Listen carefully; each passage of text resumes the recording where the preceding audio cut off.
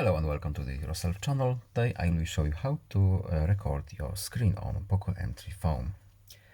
We need to go to Tools here. Here is Screen Recorder. We push it here. Now this option is available here. We can start whenever we want to start. For example, start. It's recording. And double tap to stop it. Then we will go here to see if it's recorded. It is. Play.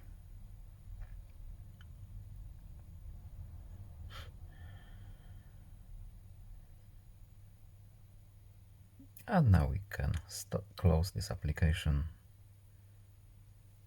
That's all. I hope this video was helpful to you. Please leave a like and subscribe. Have a nice day and see you in the next video.